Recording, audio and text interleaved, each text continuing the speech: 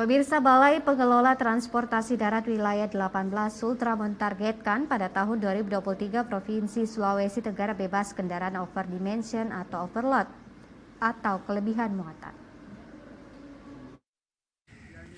Balai Pengelola Transportasi Darat Wilayah 18 Sultra terus berupaya menghadirkan tata kelola angkutan barang yang lebih baik di Sulawesi Tenggara. Hal ini menyusul banyaknya kendaraan yang over dimension dan overload atau odol, sehingga berpotensi menimbulkan kecelakaan serta merusak struktur jalan.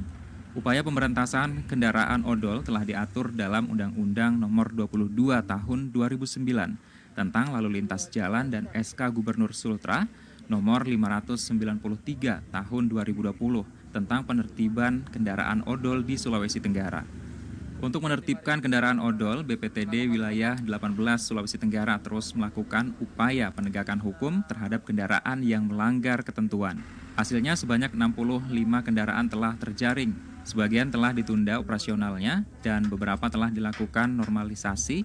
Kepala BPTD Wilayah 18 Sultra, Beni Nurdin Yusuf, mengatakan sesuai dengan target nasional, jika wilayah Sultra juga ditargetkan bebas odol pada tahun 2023.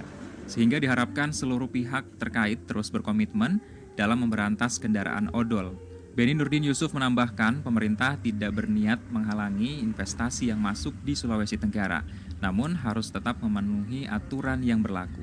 Target kita di 2022 kalau bisa, tetapi tentu Sultra dalam hal ini Bapak Gubernur, pemerintah Provinsi Sulawesi Tenggara mendukung penuh program pemerintah pusat dalam rangka menghadirkan zero odol di tahun 2023. 1 Januari 2023 Indonesia bebas odol. Nah, kalau seluruh daerah tidak bergerak, maka mustahil kita akan capai itu. Dan hari ini Provinsi Sulawesi Tenggara di bawah nakoda Bapak Gubernur, Bapak Haji Ali Masih telah menunjukkan komitmen itu kepada pemerintah pusat. Dan saya pikir dengan Pak Gubernur mengeluarkan SK 593 tahun 2020 tentang penertiban dan penegakan hukum pelanggaran lalu lintas angkutan jalan di wilayah Sultra merupakan suatu langkah jitu ya untuk kita secara bersama-sama dalam tim terpadu untuk melakukan penegakan.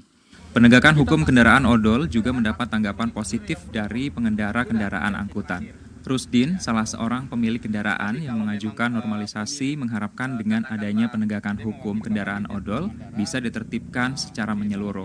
Rusdin mengatakan menerima normalisasi kendaraannya karena selama ini tidak mengetahui kendaraannya melanggar dan mengetahui pelanggarannya dari penjelasan petugas BPTD 18 Sultra. Tanggapan saya bersyukur ada acara seperti ini, pemotongan supaya kedepannya bisa mobil yang lain bisa mengikuti sebagai contoh ini. Kalau soal keberatan, saya tidak keberatan. Harapan saya supaya semua orang bisa mengikuti lah seperti macam ini untuk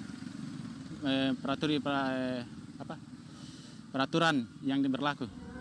Gunawan Agus Wahyudi melaporkan.